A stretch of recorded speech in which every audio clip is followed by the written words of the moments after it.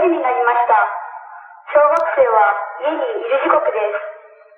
中学生は家に帰る時刻です。遊んだ場所を片付けて、車に気をつけて帰りましょう。家に帰ったら、しっかり手洗いうがいをしましょう。小中学生の皆さん、午後4時になりました。小学生は家にいる時刻です。中学生は家に帰る時刻です。遊んだ場所を片付けて、車に気をつけて帰りましょう。家に帰ったら、しっかり手洗いうがいをしましょう。明林小学校6年林美希と